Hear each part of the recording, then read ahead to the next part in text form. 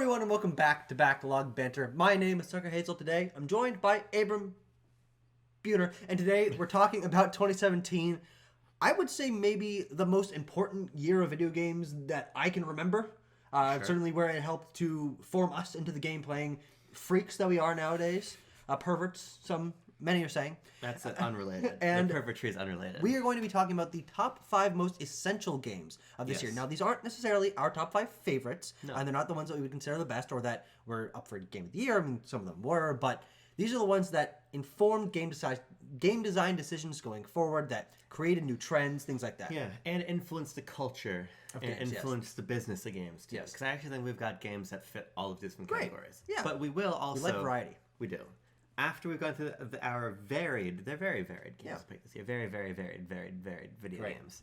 We'll talk about more general recommendations, games we love from the year, and games that the community loves too. Yes. Join our Discord. Let us know some of your favorite games for each year, because we're going to do more of these videos. We picked the 5 most essential games of 2017, but we also asked our community on Discord, which you can join in the description, to submit what they think was one of the most essential games of the year. And we told them, hey, stay away from Breath of the Wild. We're gonna have Breath of the Wild on here. It'd be a waste of time, frankly. Yeah. So we got a little bit more variety from our community that we'll be going through afterward, as you said. And next time we're gonna do 1987. So leave your favorite 1987 game in the comments section. Yeah, man. I guess we will get back to the years that old at some point. Yeah, but that'll be an interesting experience. We could go back. We could do like 1984. Sure. And be like, what are your favorite Famicom games before the launch of the NES? Yeah. But anyway, we are going to start with one of these games. You want to start off with... Take your pick. There's 5 whole games to choose from. There's 5 whole games. Let's start with the one that you have labeled as number 1.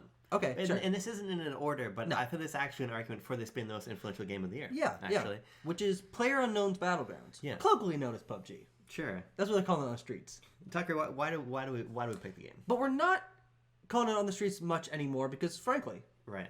Who talks about PUBG?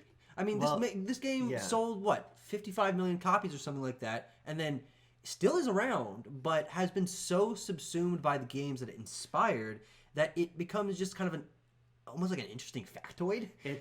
I think the biggest blow to the modern appreciation for PUBG is the fact that Callisto Protocol does not tie into its universe. That was supposed to happen. That was supposed to happen. That's right. Yeah. Why was that going to happen? I don't know. Because what's the world of PUBG? What's the story? Do people care? Well, I'll tell you that if Callisto Protocol was in the world of PUBG, it'd be way different than most people expected it was going to be. Yeah. But PlayerUnknown's Battlegrounds, we are talking about this, and specifically not Fortnite. Though initially, and we're going to be talking about Fortnite in this conversation about PlayerUnknown's Battlegrounds, or PUBG for short. Sure. We didn't pick Fortnite because that game, the Battle Royale mode for that game didn't come out till very late 2017. It didn't hit its popularity till 2018. Some of the crossover elements that Fortnite is very known for and the updates that it's known for didn't start till 2018. So when we get to 2018, we might be talking about Fortnite there, even though the thing released in 2017. It's a whole thing. But PUBG did release in 2017 and sold a piss load of copies in 2017 and was nominated for Game of the Year in 2017 and made EA and Activision and Epic and everyone try to make a battle royale because everyone saw that PlayerUnknown's Battlegrounds, this, I would say decently quality but not specifically incredibly high quality shooter game with a battle royale structure, everyone was enjoying and everyone was playing, and obviously battle royales are a very dominant genre in modern multiplayer games culture, and PUBG was not the first, but it was certainly the one that massively popularized that. Yeah, I mean, like I remember being in middle school playing like Minecraft Hunger Games. Absolutely, it was a lot of fun. And that was the thing. Yeah. I remember hearing about PUBG. It was like, oh, okay, 100 people on a map. You run around, you collect stuff until it shrinks, and then you die. Right. Or one person wins, and I'm like, yeah, that sounds like Minecraft Hunger Games, and I played a ton of that, but I didn't realize that the larger games culture didn't know too much about Battle Royale, and it wasn't even really known as Battle Royale in this exact way until PUBG really popularized that. I mean, the thing about PlayerUnknown's Battlegrounds is that it had a couple things going for it. Yeah. I mean, it was a very, very, very watchable game. I mean, that's the biggest thing it had going, because people have to remember that, especially at launch, this is a PC phenomenon. Yeah. You couldn't. It play wasn't even on consoles. You couldn't play it on console. So I think there is some appeal there. Obviously, you're speaking to the quality of the game. It is very PC coded, Yeah. right? It is the sort of quality of game alongside your Rusts and all these other PC centric games. It fits into this larger catalog that I don't really play. I'm on the sidelines of, right? But and I think that's part of the import of it. Okay. Because it cultivated this really large interest in Battle Royale that then at that time kind of failing Fortnite jumped onto. Saved the world. Yeah, because I mean, I'm sure. Well, actually, I don't know if everyone would know this, but when Fortnite launched, it was just a PvE game. Yeah. And then it was kind of like a tower defense, I think. I don't know. I've never played Save the like World. town defense. Yeah, I guess towner defense. Yeah. And so when Epic said, "Shit, well, we need Fortnite to do better," they basically yoinked what PUBG was doing and twisted it, as Ludwig would say, and brought it to console. And so I think that PUBG is and free to play. I don't believe PUBG was free to play initially. It might be now. I think it is now. It wasn't free to play at the start. So really, the reason PUBG is on here is it was a cultural moment, sure, but there's a lot of cultural moments that pass. Yeah. Battle Royale is not a moment that's passed now. Yeah. And we would not have Fortnite the way we Warzone have it. or Apex. Yeah. And those are the big ones. Yeah. But of course, as you were mentioning before, there's all kinds of failed ones. I mean, one that I tried that I don't actually think was bad, but it just was killed by oversaturation was Hyperscape. That's the one that Ubisoft put out. That one went completely by me. Yeah. It was pretty fun, but I mean, there's just way too many of them. It was never had a chance. But yeah, so I mean, I've not actually played PUBG. Have you played PUBG? Here's the thing. I must have. Sure. Because this is 2016. Sure. I had a PC at that time. I was playing on Discord, on TeamSpeak, PC games quite a bit with my friends. This was coming this was right after the year when I was super into Overwatch. I was still into Overwatch into 2017. Yeah. My friends were big into CS:GO and Rocket League coming off of 2015. Like PC multiplayer PC games are always ebbing and flowing in terms of the biggest ones. But I feel like especially if you are a PC gamer, you're always looking to try a bunch of new things, and whatever's popular kind of somehow ends up in your Steam library. Like my friend bought me Rocket League. I was probably gifted PUBG or something. I don't know if I own it, but I feel like I've played it. And I think the reason why I don't even know is because I wasn't really into that structure in specific in that year. I was still into the hero shooter of Overwatch. Yeah. Which Battle Royale kind of took the reins over from hero shooter as like the dominant multiplayer shooter structure. But PUBG to me, I was always very perplexed by its like gargantuan success. I believe it's one of like top 15 highest selling games of all time. That's very interesting. But because it doesn't seem like it stands out in any particular way, the only things that I remember from it that are like in any way culturally important other than kickstarting the genre is like people saying winner winner chicken dinner. Like that was a thing that people my age said. I believe that was originated in some way with PUBG. But there aren't characters, there's not iconic maps or sayings or. Well, I think this is ultimately why it was quite easy for Fortnite to beat it. Because as we were talking about when we were sort of compiling our list, they did bring the game to console. Yeah. But it was ultimately it was ultimately Epic did. PUBG was eventually brought to console, but sorry, that's what I said that poorly. Yes. They tried to bring PUBG to console after, and it was just too late. Ultimately, Fortnite was already too big, and Fortnite was already too free. It's just it was a much more captivating game. And personally, I would say higher quality. Yeah, more distinct visual style. I mean, Fortnite versus PUBG. There are characters that people recognize from Fortnite. There are Chug Jugs and Tilted Towers and Tomato Towns and what have you. Yeah. That PUBG, and I fully admit that this is just really because that was not my wheelhouse. I have very little experience with that game. I don't know about it very much. I mean, ultimately, I feel like we're shitting on it a lot, but it really doesn't matter because the overarching sentiment is that the game, one way or another, was really a boot through the door for the multiplayer genre. Yeah. And I do think that ultimately, I think you make a good point that the iconography of these later games is what let them stick around, but they wouldn't be here at all without that. Yeah. So it's an interesting thing of like, when you think about, because I think you make a great point with hero shooters, and we'll definitely talk about Overwatch when we do the one for 2016. That as not the progenitor of the idea of the hero shooter, or it might have been. I'm not that familiar with it. TF2. Obviously, Yeah, that's a great point. Yeah. But that stuck around in a way that PUBG didn't, because there really has not been a better Overwatch than Overwatch. Yeah, but there a lot of people have tried. Yeah, but Lawbreakers is coming back. Yeah, but there actually, Gigantic is also getting reinstated. I did see that. I actually played that one because it had like funny animals in it. And Paladin's still kicking. You know how it goes. Battleborn is that coming back? But ultimately, actually, no. It literally is. I believe there's a team. Battleborn? Yeah, they're trying to make it playable. Like a fan community? Yeah. That makes sense. Paragon is the other one. That Epic made that. And that's really? completely gone. Yeah. I remember Andrea Renee used to talk about that. Yes, on the she podcast did. Yes. But let's close the book on PUBG, because ultimately we don't really know what we're talking about when it comes to these PC shooters. But the importance is so vast that we have to mention it. Exactly. And I think that unlike a lot of games where you can look back at the one that originated it, but it was popularized by something better, PUBG I think is an important one to drill in on, because it's still actually, on a sales number basis, is competitive too. Or if you compare the current player base to what PUBG was at the time, competitive too, being one of the highest selling games of all time. Sure. Now, most of these other games are free to play, which is why they aren't on those lists. Fortnite probably would be in like the top 10 if you talk about like how many copies have been downloaded or whatever. But it's still up there in those sales numbers, which again always perplexes me, but means that there is something there. It's intriguing to me to wonder if Fortnite Battle Royale hadn't been free, how different it would have been, and if PUBG still would have been the winner, because ultimately Apex and Warzone are different enough. Fortnite and PUBG are very similar, ultimately, and being third-person Battle Royales, they're a little bit slower, obviously. Apex and especially Warzone are way faster games. So I don't know. Obviously, we'll never know. Yeah. But there is probably a world where PUBG made it to console sooner. Yeah. And Epic was a little bit slower on the copying ball. Sure. And didn't make it free to play. Have to shout it out. Next up, of our top 5 most essential games of 2017, I just want to refresh the listener, in case they forgot. Just in case they've not looked at the title. In case they forgot.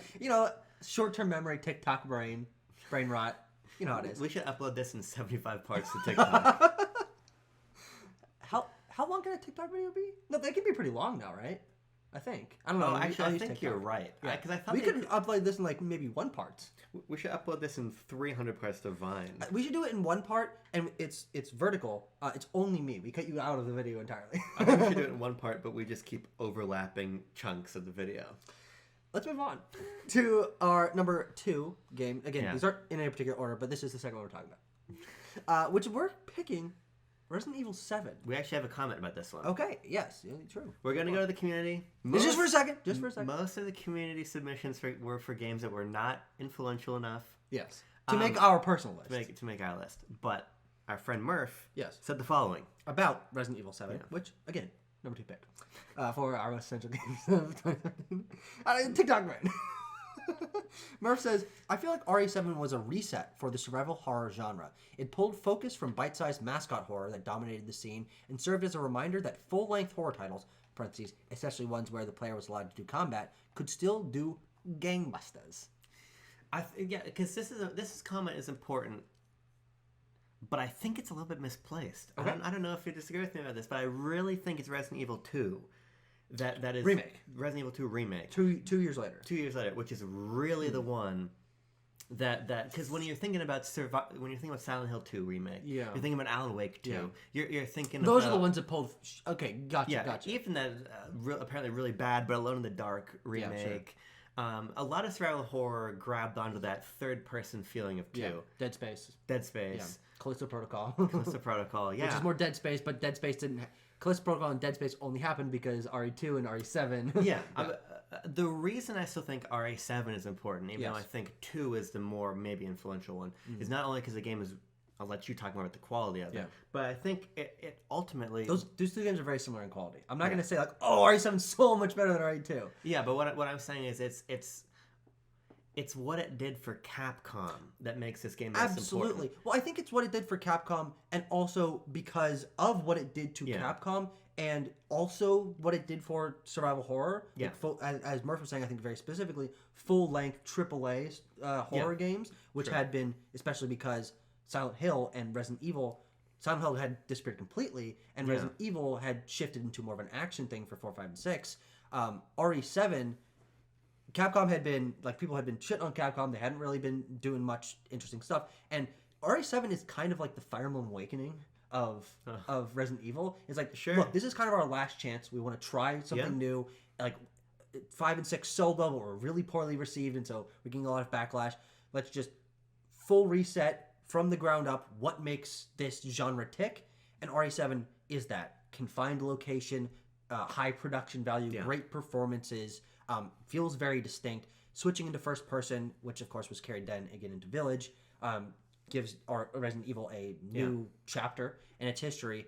And because it succeeded and made horror more popular, suddenly full budget horror games are coming out, are starting in production in 2018, 2019, and that's where we get games coming out in 2021, 2022.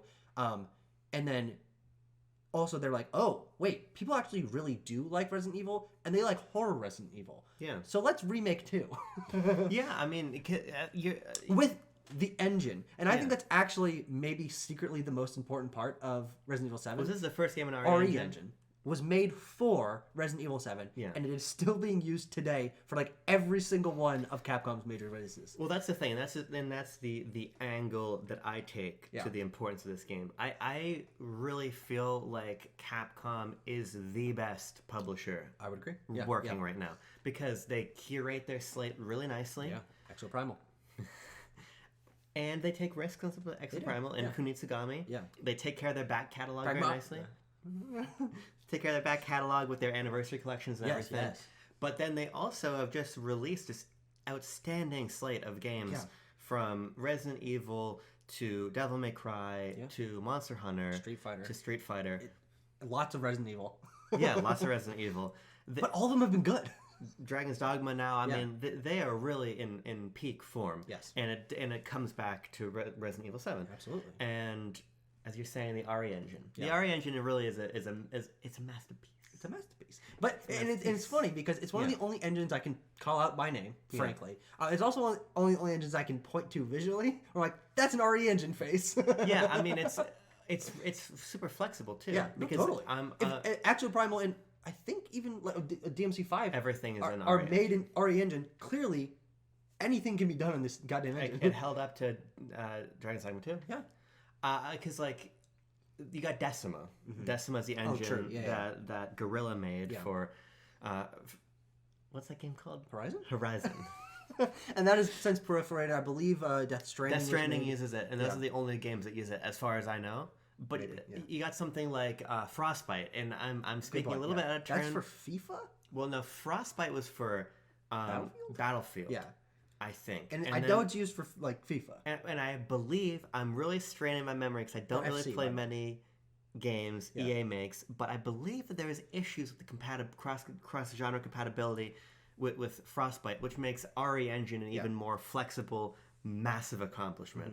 So, yeah, I think that... Wow. Yeah, so I'm even looking at RE Engine here. They made the Ghost Trick remake in that game. They made the Ghosts and Goblins Resurrection, Capcom Arcade Stadium. Yeah, and it's just like... This was the inflection point for a publisher that had been on the back foot for the 7th gen. Which I don't know. It's a whole different conversation about how bad was Capcom really doing in the 7th gen. But the reality is they are the modern titan they are now because of RE7. Yeah. And I still go back and forth in my head as to whether RE7 or RE2 is the really design-wise influential one. Just in that, I can't even really think of another AAA first-person horror game. Village, but yeah. Beyond Capcom, I mean.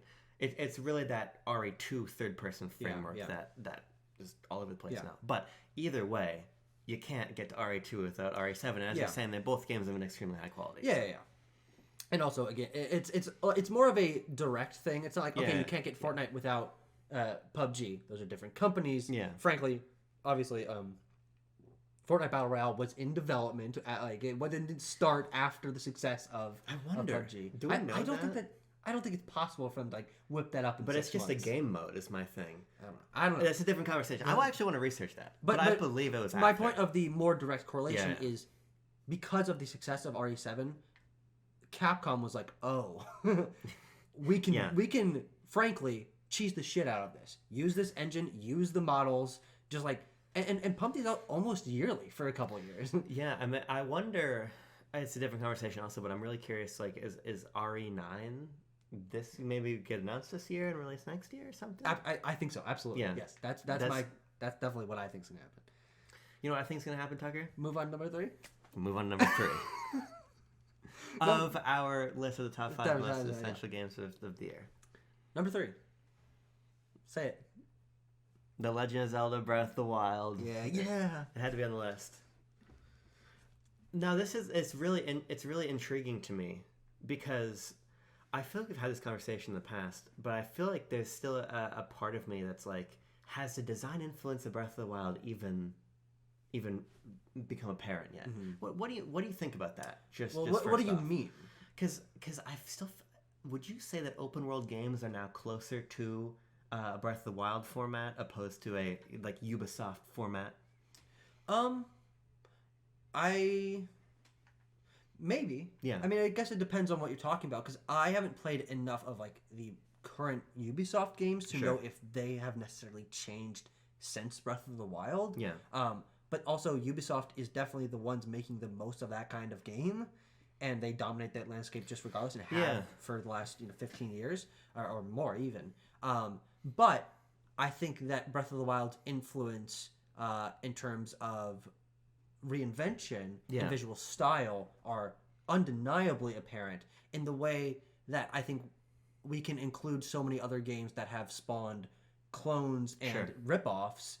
Breath of the Wild maybe isn't that in terms of Far Cry becoming a Breath of the Wild, but in terms of Ubisoft made a Breath of the Wild in Immortals Phoenix Rising, and Pokemon went open world with ripping off Breath of the Wild, and Sonic went open world ripping off Breath of the Wild, and like those things are like so one-to-one that it's like a Doom clone. It's like just like making fucking Nextris or whatever. It's like a Tetris ripoff.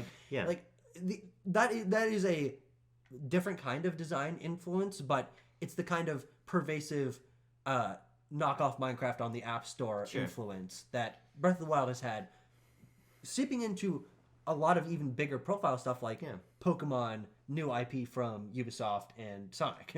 It's an interesting point for me because when you think about like Tears of the Kingdom in some ways is closer to a more traditional open world game in the amount of side quests there are, and it does a lot with a sort of mind on excess in a way that Breath of the Wild really pared stuff back and back and back and back. So it's intriguing to think about, whether these games are coming from Ubisoft, whether you're thinking about the Sony open world titles, your Spider-Mans and everything. They're not really following Breath of the Wild, but what I think Breath of the Wild did, as you're saying, is not only provide this like aesthetic influence and sort of like mood influence, for lack of a better word, but I think it also we forgot about a big one, Genshin Impact.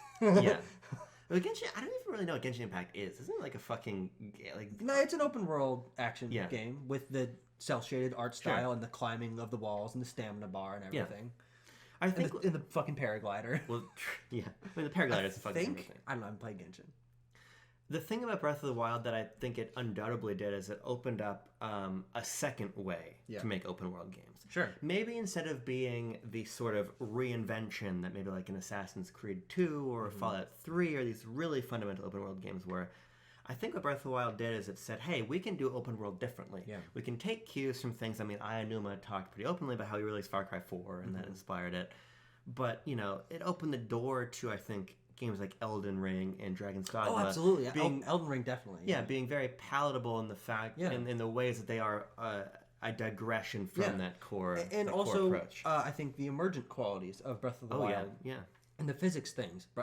Elden Ring definitely plays into that, and Dragon's Dogma plays into the physics and the emergent quality of how enemies can interact with one another and things like that. Breath of the Wild probably did not originate most of that. It was in other places, but none of the games that we're talking about today are like literally the first ones to do the thing that they did. There were battle royale games before PUBG. There were horror games before RE7, believe it or not. But Breath of the Wild's immense success, and especially I think coming from Nintendo and showing that this kind of open world game can be made by Nintendo and be given to Nintendo audiences and be very successful.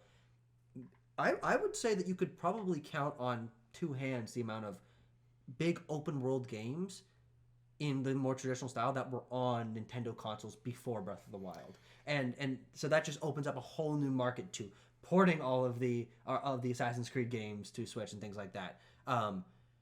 And Nintendo also being the force that they are, making Zelda even bigger with this, everyone's like, oh gosh, well, if they can do it and then sell it, it costs a little bit less because it's not high reality graphics. Everyone can try to make one of those, and lots of people did. Yeah, I mean, because you can think on a small scale about things like A Short Hike, very clearly inspired by Zelda. Sable is a game that the devs talk very, very openly in Sable Design Works by nationalausandcall.co.uk about the influence of Breath of the Wild on that game. Yeah.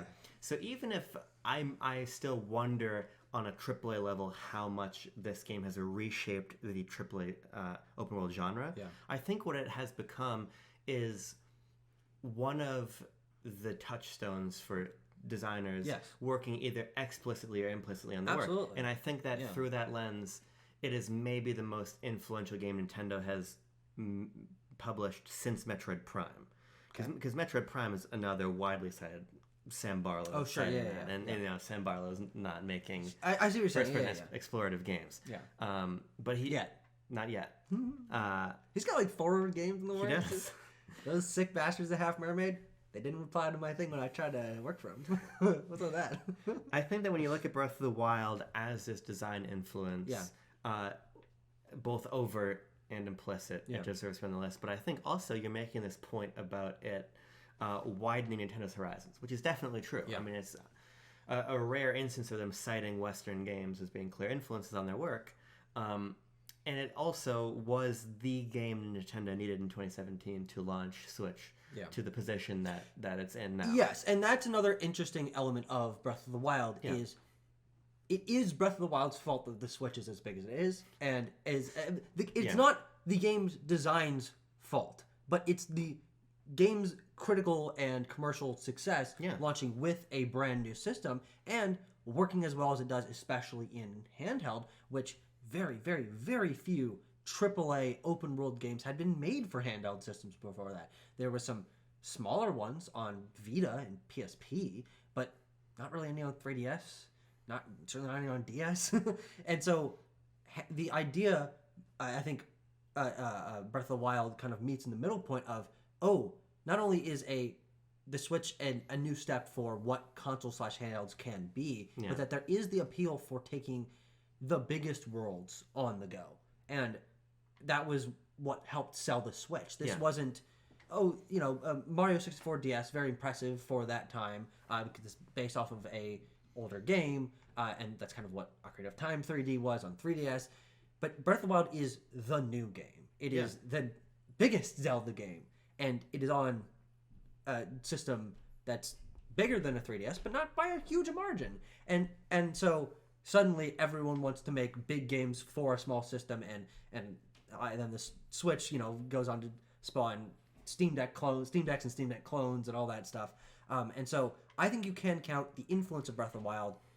You can count the Switch in the influence of Breath of the Wild. I think you definitely can. I mean, if you imagine the games are flipped and Odyssey launches with Switch and Breath of the Wild is at holiday, I still think the Switch has an amazing year. Yeah. But I think that an amazing launch. But I think that Breath of the Wild being there was critical. Yes.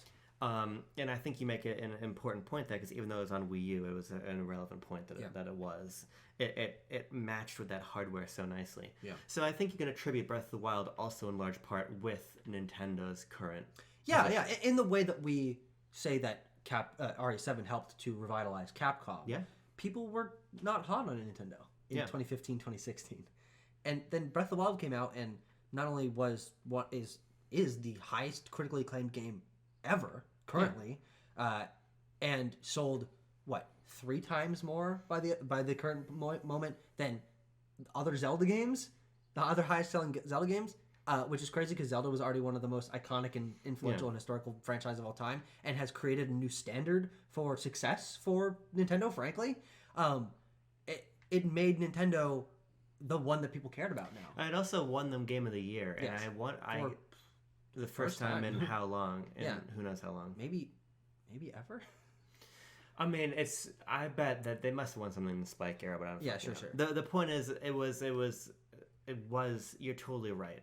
It was a reaffirmation to people who had lost the faith. Yes, that absolutely. Nintendo could still make these big, important, widely acclaimed titles. Mm-hmm. So, which they'd been making great titles for the last, let's just say, 7 or 8 years before that. Yeah. But it wasn't since the Wii where games like Wii Sports and Mario Kart Wii and things like that, Twilight Princess, were the biggest games of their respective years. That's not true of 3DS and Wii U games. And so Breath of the Wild being the biggest game of the year, not even one of the biggest games of its year. We don't really need to be making these arguments. Yeah. We all know that this is true. This is one of the self-evident truths of modern game design, is that Breath of the Wild was popular and then people copied it and then people got inspired by it. That's just a given. But yeah, good game. Breath of the Wild. Good game. Hey, 1 thumbs up, recommend. Tucker Hazel. Hey, I'll give it 2 thumbs up. Holy shit. Tucker, 4th game. 4th game. I'm remembering the name of the game. Did you forget it? No, I'm remembering it. Okay, what is it? Baldi's Basics. No, it's not. That didn't come out that year. Also, I want you to talk about this one because this is your. So number 4, thing. we're doing Getting Over It with Bennett Foddy, featuring Bennett Foddy, by Bennett Foddy, around Bennett Foddy. I've got a question. Around of. Is Bennett Foddy's a developer? He's a guy. He's a human. But he's not like a person of repute. No, I mean, he is now. Right. But at the time, he was just like a guy. Yeah, because he had made numerous browser games. Sure. Okay. But I think this was his first commercially released game. Okay. But he also, and the reason I think that it is in the name of the game is he's the narrator of the game. He's reading out these sort of inspirational philosophical quotes as you get your ass beat by this guy in the hammer. I don't know where he puts the hammer, but puts it in his pot. But Getting Over It with Bennett Foddy is an interesting game for this list because I believe it's the smallest of each of the games we're talking about. It's the only one that comes from an independent developer, or at least on a small scale, not AAA. But it is a game that I think has had a very specific influence in terms of reinventing the difficult platformer and inspiring other people to, in the way that people copied Breath of the Wild. There are a lot of Getting Over It clones that use that DNA. And I think actually, in some way, I would say that the way that Getting Over It has spawned what people call the Foddian game genre is a bigger breadth of design influence than even Breath of the Wild, which has inspired a lot of other stuff. But you look at the trailers for Sonic Frontiers and Pokemon Legends Arceus and Immortal Sleep Rise, you're like, they're doing Breath of the Wild. But Getting Over It, in it being a game about very difficult controls that are very finicky, but can actually be very, very precise once you've gotten the hang of the physics, that is not something that is new. Last time for our 2014 video, we talked about Octodad, and games with wacky control schemes that are very finicky but can also be very precise are something that had been around for a while. Yeah. But I think Getting Over It, combining it with 2D platforming, and then also with and this is really where I want to espouse the uniqueness of Getting Over It, the structure change that ends up being really what inspires other people to create Foddian games. And I would call that the core of the Foddian game genre, which is, it's very difficult to get up, but any mistake will send you basically all the way back down. And so it really is about incremental progress, and every single challenge, even from the very first rock and tree that are on the flat area of the first area, those are tough. They're really hard to get over the first time you do it, and you're going to be frustrated. But the kind of structure that incentivizes mastery, because in the way that arcade games did, where you go back to the beginning of Galaga or Pac-Man or whatever, this is kind of the modern way to do arcade design philosophy, in that you have to start over from the very, very beginning. But it's literally that the world is just one interconnected map, and the designers have placed the elements in a certain way that you can fall all the way back down. I think it's really interesting because, the Faudian game, as you were saying, is a genre, and it's not really often that new genres get invented. Yeah. Especially in the indie space, we got a lot of genre fusions happening for the first time or becoming popular. You have fucking deck building roguelite RPG. Oh, whatever, sure, yeah, right? combining a bunch of shit. But in terms of really farm building, cozy card, cozy action, roguelike, farm building, roguelike, deck building, backpack shuffling, skippity doo games. But when you think about brand new genres, pixel art. You've got Faudian games, you've got Souls-like games, you got Metroidvania games, and we're talking about new genres cropping up. We're talking decades apart, right? The Metroidvania genre being coined really around the time of Symphony of the Night in the 90s. Literally almost exactly 10 years later when we get Demon's Souls. This is a new way to design games, new way to understand games, new way to play games, through a new lens through which to analyze games. And I think that's really compelling. Because if, in case people need the dots connected, because these are definitely not games that are played in our circles, when you're thinking of Faudian games, you got this, you got Jump King, you got Only Up, you got Pogo Stuck, you got that climbing game. Very difficult game about climbing, which just came out. You got the Sisyphus game that's new as well. And there's another intriguing through line through a lot of these also, which is this weird like philosophical like fourth wall breaking communication with the player. Which I think is actually very fun, and it's not a core part of the game. It's in a lot of them. I think what's interesting about these games is that because largely, I mean, I don't know specifically all of them, but I think largely almost all of them are made by like one specific person. I think it creates a very unique connection between the developer's voice and the player experience, especially when there is something like Bennett Foddy's narration, which is, that a guy made this and that it is very, very hard. And so then, and this happens in a lot of times when people are streaming this game or are watching this game, you're cursing the developer in specific. You're like, Bennett Foddy, guy who made Very Difficult Game About Climbing, I believe his username on Twitter and YouTube is Pontypants. You're like, screw you. You made this. But then there's the narration of Phil Scott's like, and sometimes through the voice of the actual developer of, no, you can do it. Like, things are very tough in life. And that kind of narration, that fourth wall breaking narration, I can't really think of many other instances where that's utilized. What I was thinking, and I think my point is, I think it combines very well with the incessantly difficult nature of these games, the intentionally difficult nature that creates rage reactions from people of, oh my god, I lost all my progress. But then someone telling you, the developer telling you, no, you can do it. I think it's like a really, really interesting synergy that I don't think people talk about, but I think it's one of the reasons why it creates such a appealing bond between the player and a very, very difficult game. Yeah, I mean, I feel like these games, they pull on things like Stanley Parable. And they pull on more generally the idea of a walking simulator. Because these are, at a certain point, not that far off from walking simulators. It just happens that they're walking simulators, parentheses, really fucking aggravating and difficult. Yeah, sure. But you literally are just trying to progress through this area with typically the only type of mechanic being your simple traversal mechanic. And then this usually bizarre narrative being fed to you. Only Up has a particularly bizarre narrative. Very, very weird. But yeah, so I think it's worth it through this, worth its inclusion on this list through the perspective of it creating a new genre, but also just the overwhelming popularity of these games. And I mean, I don't like them, but I do like watching them. Sure. And so I think that they fit very nicely into the current culture of games as well. Yeah, no, definitely. And I think that you can probably consider getting up I combine Getting Over It and Only Up. Mark echoes Getting It Up. Getting Very difficult game about getting a boner. But that it was part of the reason why games like this that are more meant to be watched than to be played in a larger sense, like many times more people, I would say, have watched these games be played than have played them themselves. And I think that that's probably not true for most games. And that is something that is continuing to be more and more popular into 2024. Isn't Shift Up's new game Getting It Up?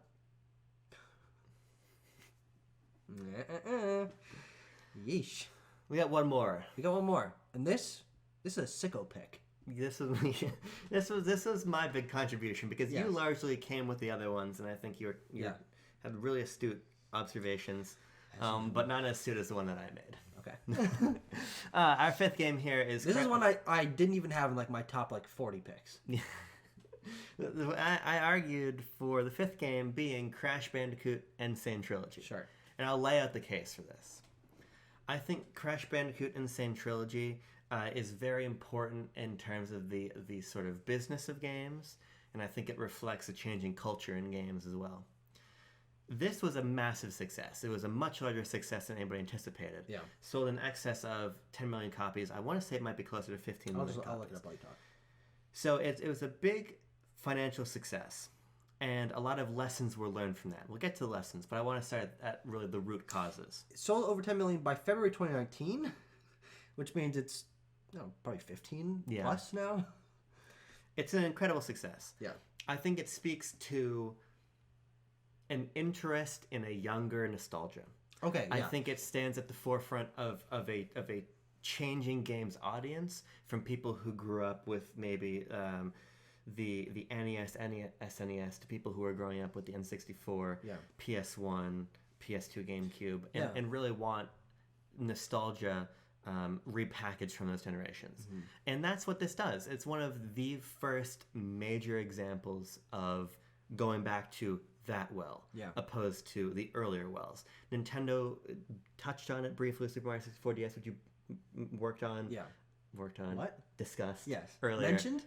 But mostly Nintendo was working on it, which is what I was trying to get towards. Yeah. The fucking lucrative vein of fourth generation nostalgia, mining away to get your new Super Mario Brothers and your Donkey Kong Country Returns and your NES remix. All of that stuff. Mario Maker.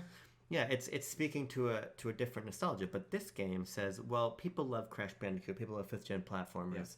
We don't know what's wrong with them, but they do. Let's bring that back to the audience, and it was massively successful, and it opened the door. And this is where we get to the business side of it. By speaking to that part of the culture, it opened the door to be followed by everything from Medieval to Spyro to all of the stuff that Limited Run now does with Croc and Tomba and Gex to Metal Gear Solid. Maybe. That's actually a good point. And Monkey Ball, obviously, sixth generation, but what Banana Mania did was very obviously following the archetype of Crash and Spyro, Sonic Origins Collection. Sure. You have this two-pronged thing of chasing younger nostalgia and then also aggressively repurposing old games into a modern trilogy of remakes, a set of them. Old games compiled under one roof with a similar aesthetic. That's Crash, that's Spyro, that's Monkey Ball, even things like Sonic Origins. Uniting these games in different ways, modernizing them. I think that there is so much to be learned from the success of Crash Bandicoot Insane Trilogy. Yeah, it's an interesting one because, again, I hadn't even thought about this one, mostly because when I look at a year in terms of its essential releases, the ones that stick out to me most, remakes are rarely, if ever, the ones that top those lists. I think one of the only examples of a game stepping outside of that, especially because it's so different, is RE2 Remake, which we were talking about earlier, where that game feels so different and was so, in its own way, influential, that even though it is remake, I'm like, oh, that's still one of the most essential games of the year it came out. Not necessarily spoilers, but we haven't made the 2019 video yet. It will be there. But Insane Trilogy is a graphical overhaul, and it is a collection, but it isn't the same kind of total remake that the biggest remakes have are. But I think it is a very, very interesting middle ground in terms of those games look modern. I love the way that the Insane Trilogy looks. And obviously they did something very similar with Spyro just a few years later, modernizing them visually, but keeping the exact same structure. You're playing Crash 1, 2, and Warped. I really hate that the last one's not called 3.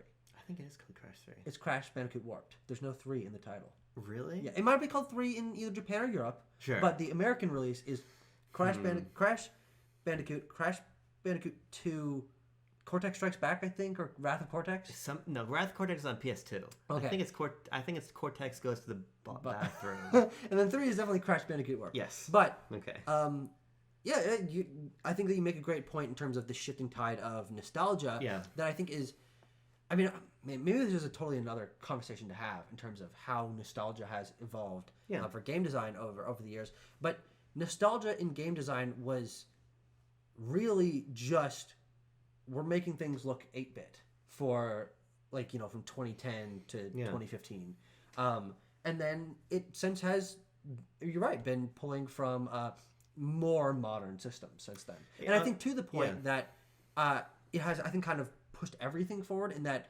people just like games that they liked in the past, and so let's just bring back games that we made in the past again. Yeah, I mean, it's all it really is that the people who are now peak buying age like these games when they were a kid or whatever.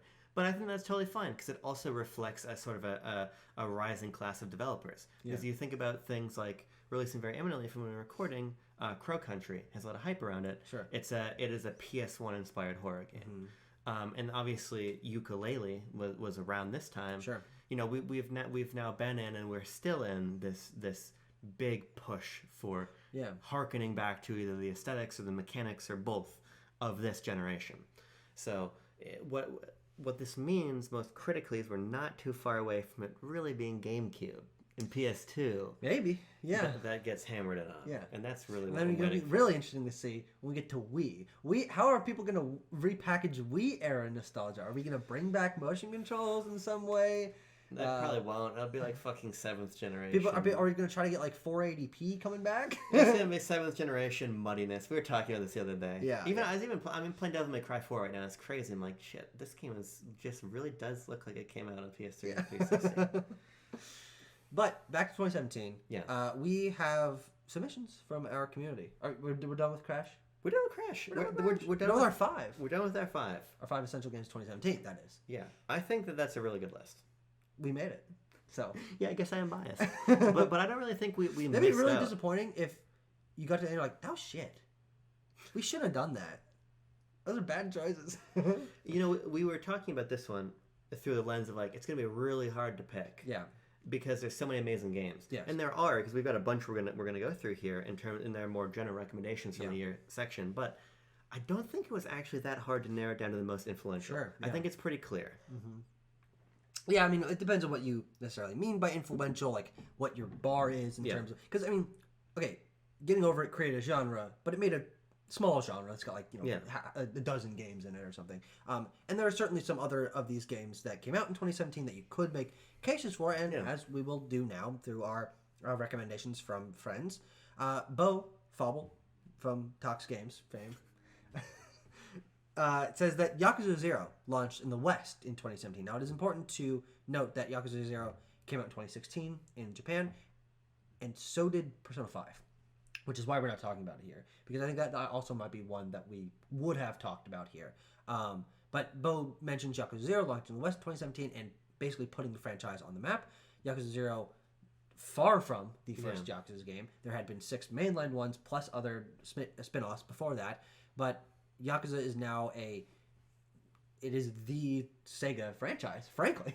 It surpasses Sonic in terms of amount of high-quality games released, also because there's a lot of bad Sonic games, and there aren't a lot of bad Yakuza games. Well, they're all the same, so it's hard to really fuck It's a great point, yeah. They just literally use the same map and characters again. It's all DLC. I wonder if people have that argument. I think the difference is Yakuza's like small enough, and the people that care, and the people that don't care. So it's not like there's like people looking in from the outside like, oh. And also, nobody had to wait 6 years between Yakuza games. Yeah, between Yakuza Breath of the Wild and Yakuza Tears of the Kingdom. No, people played 8 Yakuza games in the time that took us to wait for one Zelda game.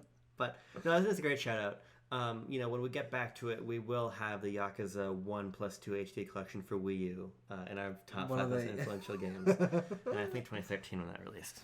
But... You want to read the next one? Nope. Do it anyway. I like to push him inside his comfort zone. Push me inside my comfort zone. What does that fucking mean? Oh, wait. I want to push inside your comfort zone. Oh. We got fucked. Yeah, something happened. Our recording software just, crapped out, and it cut, 10 minutes of our recording that we didn't realize. So we talked about a couple of submissions. Yeah. And we had very good conversations, believe me, about both Nier Automata and Persona 5. But we want to make sure that we touch on these two games in this video. So even though we're doing this a second time, we need to talk about them. And we've already formulated our thoughts. So these aren't off the cuff. unlike everything else that we've done here today. But The off-the-cuff versions have been sent to the world that contains our review of Bayonetta 3. yeah, that's just gone and deleted. And but Nier Automata is a game that was submitted by our friend Adam Hurd, and this is Adam's comment, who says, "My pick is a game that cannot be done in any other medium, not in the same way with the same impact. It's an essential RPG that shows exactly what gaming has to offer as a narrative medium. This game has 26 different endings that you will trigger a good bunch of just through playing the game, and playing through multiple playthroughs. Nier Automata is one of my essential games of 2017, not because there aren't better games, but because no game, before or after, experiments with the way a video game can tell a story quite like this one, and it tells a philosophical story very successfully. It's become a standout game in a year full of standout games, and is probably one of the most important games of recent years. Utterly bizarre, messy, shocking, and truly beautiful game about the nature of being a human in a world where humans are already extinct." Yeah, I mean, essentially, Poetry. yeah, and we'll go... C'est magnifique. Basically, what we were saying, Yes. and my feelings about Nier Automata, putting aside my inability to get into the game, Yes. despite because trying we several both times. played it a little bit, but not gotten super into it, which does frame our conversation in terms of we're not Nier guys, and so we can't. I mean, frankly, if we were Nier guys, it might have been in our 5, but because the people that like it really, really like it. Yeah, I think that ultimately for me it just comes to the fact that I don't think that this game is essential in that I don't feel like it has the influence on a larger scale that the other games that we've mentioned do. Yeah. Which is not a commentary on its quality necessarily, because the ability for particularly a AAA game, to have a thematic story of consequence that goes beyond a plot and character level is rare. Yeah. And we're seeing more of that. You know, a game like this, Last of Us Part 2, Red Dead Redemption 2. Yeah. Even Final Fantasy VII is an old example, so it's not like the idea of a thematic narrative to your game in a AAA level is new, but I think that Nier stands at the precipice of this modern desire for our cinematic stories to not only look cinematic, but like cinema, have deeper meaning to them. Yeah. But also, to be fair, Nier does subvert that in some ways by not being cinematic. Yeah. It is a very gamey title, like Adam says. Yeah. So I think that its ability to be very mechanics driven, be very intrinsically linked to this medium, but also have an objective larger than itself in terms of storytelling is great, and why I would definitely consider it to be, taking myself out of the equation, one of the best games of the year. Yeah, and I think that one interesting thing that we talked about in the conversation you won't hear, but I'll let you know a secret. Lean in closer. Come on. Is that Nier could be the type of game that has a delayed impact in terms of influence, in that we feel a lot of immediate influence for things like The Last of Us or Breath of the Wild, in terms of 2 years later you're getting games that are trying to do that exact thing. But Nier Automata, in the way that it combines its meaningful story, that we believe you that it's meaningful, we don't know personally. Could be lying. They could be lying. That'd be a long con, wouldn't it? Millions of people lying about Nier having a good story. But in the way that it matches that story with subversive gameplay and game design techniques that enhance both. It is something that's very difficult to do, and doesn't have particular mass appeal. I mean, Nier Automata is a successful game, but it is not The Last of Us and Red Dead Redemption 2. It is not. But that people that were inspired by this are obviously very, very passionate about it. And so I believe that much in the way that Earthbound had sort of a delayed influence, 20 years later from the people that grew up with it, I think Nier Automata could really turn out to be a game that its way that it's designed impactful stories and combines it with interesting gameplay and game design techniques, that might be felt in 5 to 10 years, because it certainly isn't felt now. And I think that is why we didn't include it in our 5, is that there aren't games that are doing what Nier did now. And Nier Automata came out 7 years ago. And so if the impact had been immediate, we would not only know about it, we would have felt it by this point. And that certainly hasn't happened yet. But again, I think it could happen. Yeah, I mean, the game sold 7.5 million copies. Yeah. So it might even be Platinum's biggest game. Oh, sure. I think that's it probably is, actually. It's certainly not Star Fox Zero. With Mad World? Because I think the other difference is that when you're thinking about Last of Us, Last of Us adds meaning and quality to a framework that is already tried common. and true. Yeah. Very highly tested. It's Nier is not that. Yeah. And so I think Nier is inherently harder to replicate. Absolutely. Yeah. That's a kind of a joke. Oh, holy shit! Nier Replicant version. So yeah, I think that Nier is a very, very, very compelling game, and if quality and innovation were the only criteria, I think it belongs on the list for sure. Yeah. From here, we went into discussion about Persona 5 after Sith Scott literally just wrote the words Persona 5. Yeah. Seth Scott did submit a list of games to read through, including Nier was one of them. Persona 5, Breath of the Wild, which we talked about, and Dragon Quest 11. That's interesting. Dragon Quest 11 did come out in 2017. Wait, when did that game come out? Did it come out in 2017? It must have come out in 2017 in Japan. I don't really know. I'm not particularly familiar with Dragon Quest 11. But the one that we drilled in on here was Persona 5. Yeah. In Persona 5, I would make the argument, and will, Sure. if you listen, if you lean in close and snuggle up tight, that Persona 5, it would be my 6th if we were to add one to this list. And even, I might even say that for me, I might put it over something like Get Over It or Crash. Yeah, because Persona 5 is the modern, popular, highly acclaimed, critical touchstone JRPG. In the way that JRPGs, in this more traditional turn-based sense, had kind of lost their luster for multiple generations at that point. And so I think that in the lineage of the popularization of the genre to the point where it is now, we're getting many, many remakes, and these series are higher quality and more popular, especially in the West, than they ever have been. Persona 5 is the one that showed that could be possible, because it exploded many, many times the popularity of the Persona series, which had been acclaimed and had been, putting out consistent entries. And even Shin Megami Tensei, like Shin Megami Tensei and Persona through 1, 2, 3, and 4 were popular, but they were more niche popular. But Persona 5 is nominated for Game of the Year, and its characters and its art style and its soundtrack are among the most popular and iconic of this year. But also we didn't talk about the game because then we were like, okay, but it released in 2016 in Japan, and then but in 2017 here, this one was localized. But because of its popularization, especially in the West, I think that's where the impact is most felt. It came out in 2017. This would, in the West, that would be one of my picks. Yeah, I mean, I also just think that at a certain point, games we don't need to include them in the year that they released. Sure. Because I also think, again, like No Man's Sky deserves a slot later than its release as an emblem of what that team did for repairing the game, as an illustration of how long tail support and the new shifting ecosystem that people make games in can really radically change the game from day one. That's a good point. point. I think there's a really good, and Among Us is another one we've cited that makes sense in 2020, not 2018. Yeah.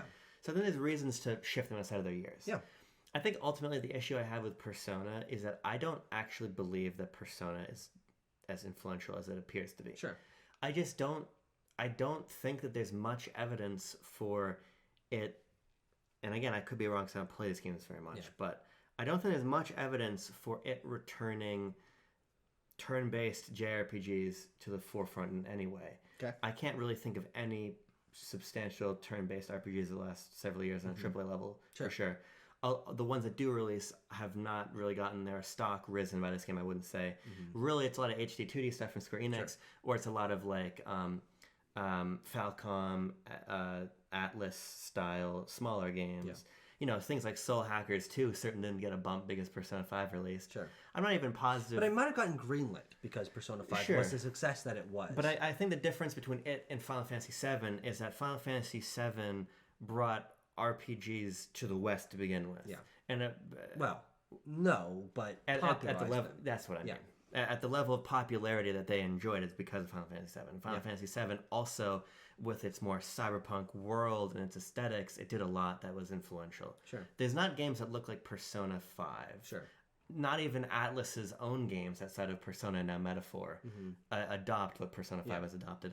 I'm unsure if Persona 3 Reload is anywhere near the level of success that Persona 5 was at. Yeah. And Persona 3 Reload is ostensibly a Persona 5 version of Persona 3. And to the point where it's some people say it Persona 5-ifies Persona 3. I think that in my mind, Persona 5 is this game that was massive and will always loom large, but has not materially amounted to much outside of itself. Sure. It's not even like Persona 5 Tactica or Persona 5 Strikers are particularly big games. They're not the biggest SRPG or Musou games. Either way, I think that ultimately Persona 5 is an exceptional game. But I don't think Atlas has been able to convert it into anything bigger. Sure. I think that if it's going to happen, it's going to be with Metaphor. But I am also still skeptical of Metaphor and Fantasia. That's just kind of where I come down on it, I guess. Yeah, I think the only thing that I would say is, again, I think I point more towards people not really caring in the West about JRPGs for the preceding decade, at least. That there aren't as many games from the mid-2000s to the mid-2010s in that genre of more traditional, more anime-inspired JRPG games that are the big ones of that genre that redefined what it is, and people point to as one of the best of that genre. They weren't getting nominated for Game of the Year. They weren't. There aren't new IP of that time that are getting popular. And Persona 5 completely escaped that to become one of the biggest, most iconic games of 2017. Yeah, even in a year where it was just so stacked. Sure. And translating that, putting it out in the West, and then it becoming as big as it was. I mean, that changes Atlas forever. Yeah, I think I just also go back to the fact that, Final Fantasy is not going turn-based. The Dragon Quest still is. We can presume that Dragon Quest 12 is a turn-based game. Maybe we'll find out about it someday. Yeah. But I think the fact of the matter is that it is still the action RPG that reigns supreme, and Persona 5 was not able to wobble that. Final Fantasy 15 sold a shit ton of copies, and really affirmed that what they had started with 13 was the way they were going to go.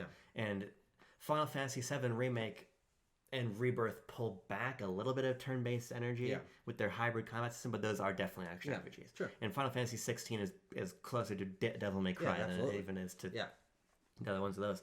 So I'd be really curious to see if Metaphor ReFantazio can be a big deal, if it feels like an accessible entry point to more people, because it's not tied up into all the Persona nonsense. So I'd be really curious to see how that game does. A couple more quick entries from our friend Seth Scott, who says, a game that made Nintendo have an entirely new focus on how Fire Emblem was going to be done in Fire Emblem Heroes, also released if we count mobile games. Of course, we should count mobile games. The reality is not many mobile games reach the amount of influence and critical acclaim. But Fire Emblem Heroes is one of the biggest mobile games, period. And certainly helped Nintendo to entrench themselves in the mobile space. I don't know if I agree. I mean, in terms of success, Fire Emblem Heroes is like it's the most profitable by a fucking mountain and a half. But I guess it kind of influenced Fire Emblem, and that you could say like the success of that might have leaned into why the Warriors crossovers happened and Engage was designed the way that it was. But yeah, I don't know. I what do you think about this one being one of the most essential games of 2017? It doesn't really move me. I played this game. I like Fire Emblem Heroes, but I think ultimately it really doesn't change the trajectory of the core games, I don't think. Yeah. I think what Fire Emblem Heroes was Nintendo recognizing that they have an anime series that is very well suited to a gacha format. Yes. And a little one-screen SRPG. Yeah. I think that it is more square peg, square hole than taking a wall and bashing a new peg through it, which is what Fire Emblem Awakening was. More so. Yeah, I think it's an interesting point, but I don't necessarily know if I agree with it. Yeah, it's a good game though. The final one that he mentions that no one else mentioned was Destiny 2. Yeah. Destiny 2, he says, was also an influence, getting a ton of other AAA studios to try to pivot to live service games. Is that true? There was Destiny 2 that did that? Because I would probably say it was Destiny. Yeah, I'd probably say Destiny. Which we talked about in our 2014 video. Yeah, because then, you're immediately getting things like The Division. Yes. Following Destiny 1. Yeah. And then he says, the final one, Doki Doki Literature Club actually made people interested in visual novel games that didn't require gameplay sections like Danganronpa, and then that follows into what our friend Andrew Orozco of My Star Wars Show fame says, again, on Doki Doki Literature Club. Yeah. It put visual novels on the map that no other game, in a way that no other game has. I know grade school students who know that game and know the twist, but don't play many games in general. Yeah, this is another really good shout out. This is one we were considering for the core list. Yeah. I really like the idea of including this because it is the breakthrough title of a genre that doesn't really get played often. Visual novels do not usually get a massive amount of acclaim or attention. There's very few modern ones that are of this caliber. I would say that you've got this, and then you've got hybrids. So your 13 Sentinels, Aegis Rim. Oh, sure.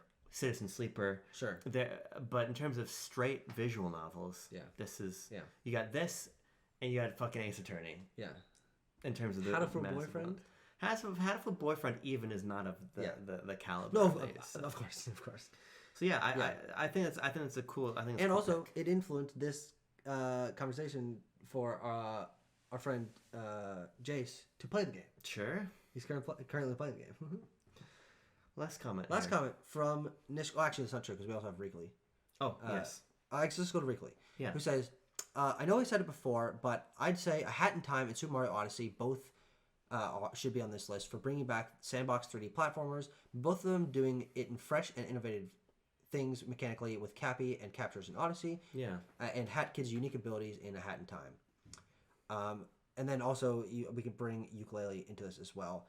He says, I'd say Hat in Time for reviving sandbox. Okay, it kind of repeats that. But so, yeah, this is actually something that I wanted to bring up. Yeah. Which is the way that there's a interesting convergence of multiple 3D platformers in 2017 that I think that certainly revitalize my interest in it, especially in that Mario 64, Banjo-Kazooie, exploratory sandbox way. And all three of these games are, iconic to this year.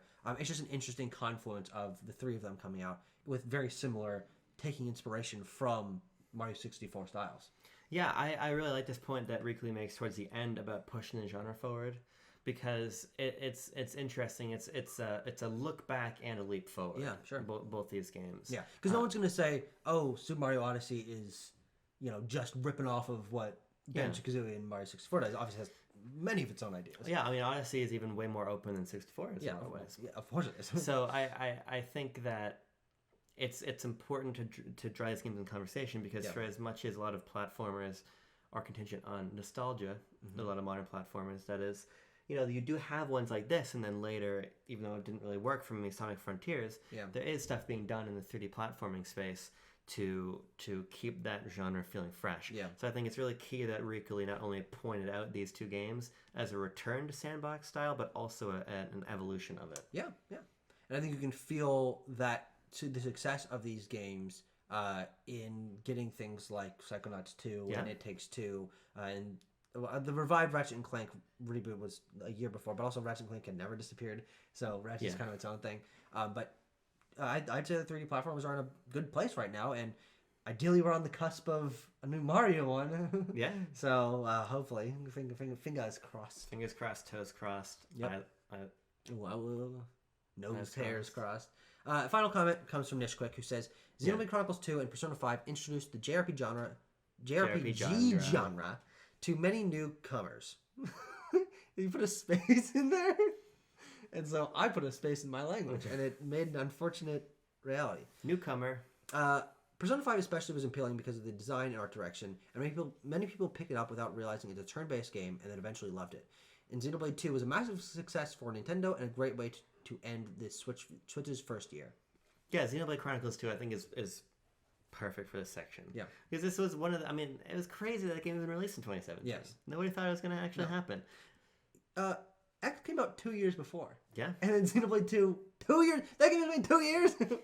Everybody was saying when it got revealed, like, oh yeah, it's going to get delayed. Yeah. Well, because X did. Yeah, and then it's released around time. Yeah. Yeah, that's a good shout. That's a really good shout. There's a couple other Nintendo games I want to shout out from this year. Great. Just now we're doing our free section where we share whatever we want to share. We're bebopping and scatting. Yeah. Turn back that.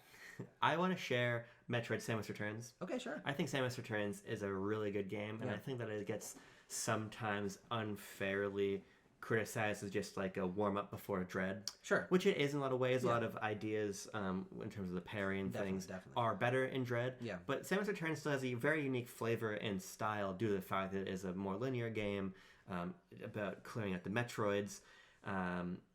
I just really enjoy it. I like the ending that they add in. I think Mercury Steam does a great job of taking that format of Metroid 2 and breathing life into it. Yeah. Not just modern life, just some life. Because I've played the original game, and I understand why people enjoy it, but I find it to be so static in how you progress through the planet. So I think that while it's fair to say that Samus Returns is shackled to the issues that its like original game structure had, I think they do so much to retool it. So even beyond it being the turning point for Metroid, I think by its own merits, definitely worth checking out. Yeah. I have quite a few picks that are more so just great games. Yeah, that's fine. Because 2017's got a lot of great games. Yeah. One of the best games I've ever played is SteamWorld Dig 2. It's a great game. That game is really, really freakishly good. Yeah. I mean, like all the items synergize together. The progression is so smooth. The way that you it changes the Metroidvania formula, which of course the first one did, but in terms of digging and then going back up to the top and spending your coins to upgrade yourself, I think it's a phenomenal game. It goes on sale often, so I mean, it's like $2 right now. yeah, easy to check out if you've not played it before.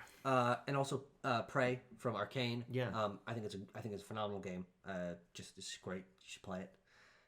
What Remains of Edith Finch? Sure. Another great walking sim. But I think another game with a really high quality story and great visual style, and another game that kind of flips gameplay conventions on its head because each little section has its own gameplay idea.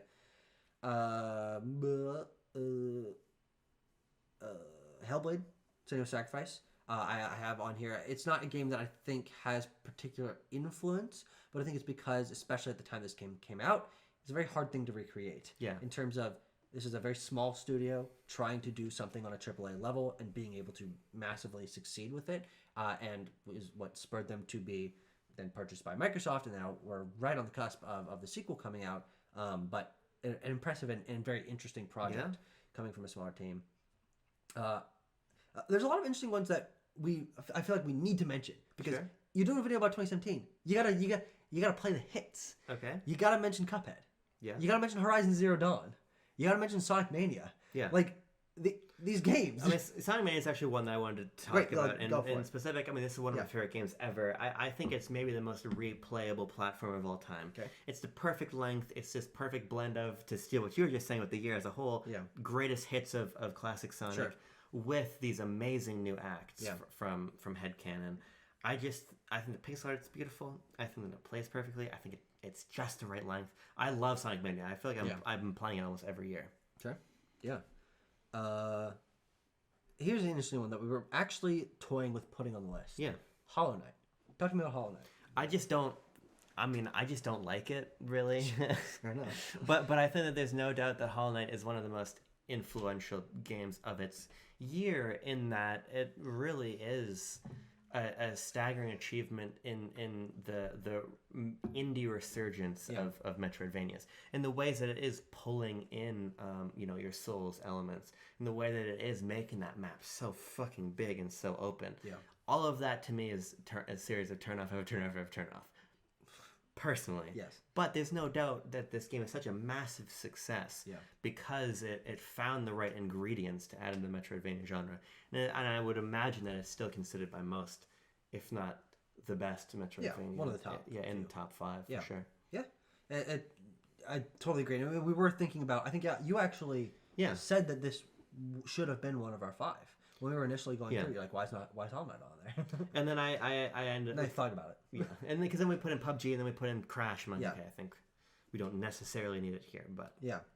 An interesting one, Splatoon 2 is one of the most essential games of the year for me because it's one of my favorite games. But I think it's interesting that Splatoon 2, I think, in a weird way, it can't...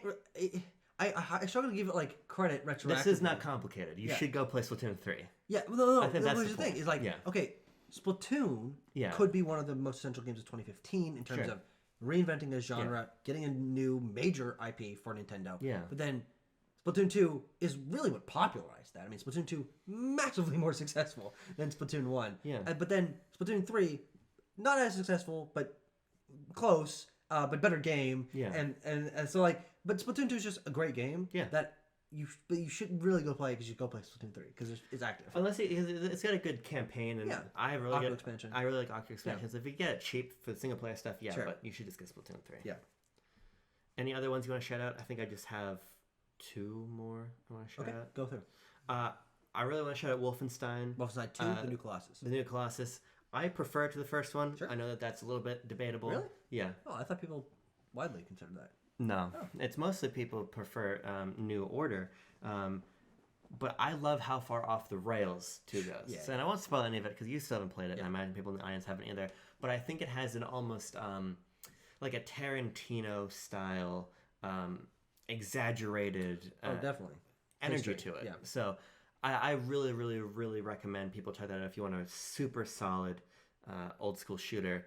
And then the other one, I mean, it's obvious when we touch on it briefly with what Reekley said, but we have to talk about Super Mario Odyssey in at least some more detail than we did. I mean, it is probably the best feeling 3D platformer ever. Yeah. I mean, I just totally love it through that lens, and I'm really excited to see what the next 3D Mario is. Yeah. In that, I hope that it takes the core feel of that game. Oh, totally. Because the feel doesn't really doesn't translate between 3D Mario games.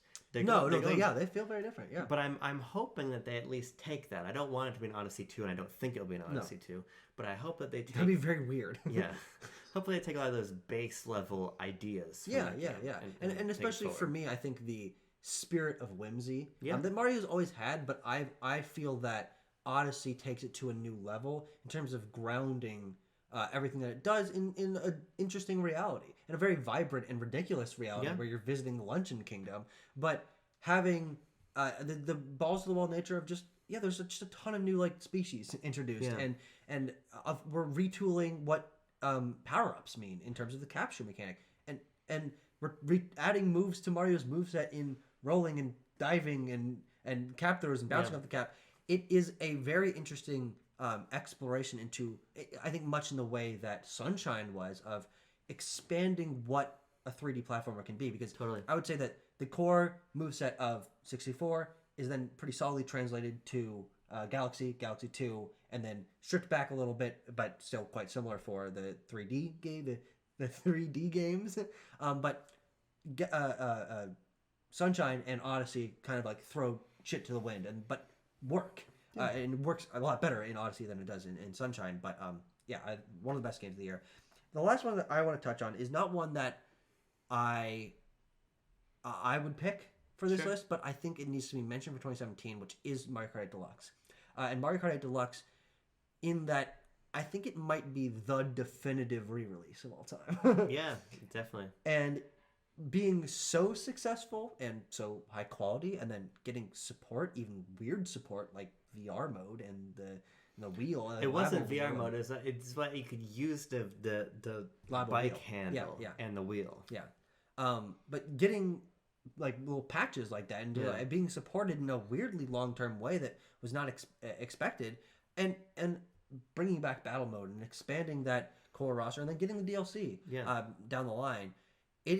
I think it is the game that changed the way that people saw re-releases, because it's not only the definitive version of an entire series, if not genre, but it is a re-release, and it just shows that people don't necessarily care if something's not new as long as it's great. And Mario Kart 8 was great, but then Mario Kart 8 Deluxe is just the better game in like every way. Yeah, I mean, I forgot to even really think about this because this is a game that to me doesn't even have a release date. It's just always been here. Yeah. Like since 2014, I've always been playing Mario Kart 8. I mean, this is one of my 5 favorite games ever. I'm playing Mario Kart 8 to this day constantly. Yeah. I think it Didn't play it today. I guess I've not played it today. I think it is the best local multiplayer game Nintendo's ever made. Yeah. I think it is maybe the highest quality game Nintendo's ever made. Sure. I think that it is just totally exceptional. In every single way. So I'm really excited to see the next Mario Kart game. This is another thing this is another one like 3D Mario where I simply hope they just take these mechanics and polish them. I mean, Wii to 7 is not a huge jump, and then 7 to 8 is an even smaller jump mechanically speaking. So I hope that they don't throw the physics out the window and try to make it feel different. I hope they just keep that, maybe throw in another mission Every mode. stage is ice. Every stage is ice. Actually, the wheels are coated in ice. The stages are normal. So yeah, I think it's a really, really great Mario Kart Frozen Empire coming to you soon. Mario Kart Tropical Freeze. Phenomenal. We did it. 2017 is in the books. Let us know if there's anything we forgot. Of course, there are plenty of other games that we didn't go deep on. I mentioned a couple of them. But 2017 is an interesting year in that I think cases can be made for many of these. Yeah, definitely. I think Cuphead, in terms of how ambitious of a project that was, can be one of the and obviously its success, one of the essential games of 2017. Horizon Zero Dawn, in terms of reinventing a studio and creating an engine, as we were talking about earlier, and creating like the modern Sony IP. Right. Like there are just so many from this year that stack up and stack up and stack up, and obviously we talked for quite a bit, but great year, lots of great games to talk about. And we'd love to hear more thoughts about this year. And also, again, we read out submissions, but we're going to be continuing to do these and exploring more years because these are just interesting conversations to have. 1987. Remember. Christ. Leave your 1987 games in the comments.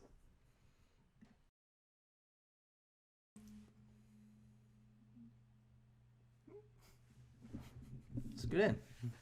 Oh, I see. I thought you were just fucking... I thought you were just trying to seduce me. It would be the first time you've done it with the camera on.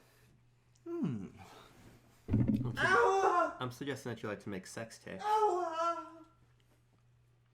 Alright, you ready? That's me syncing the audio. Just kidding.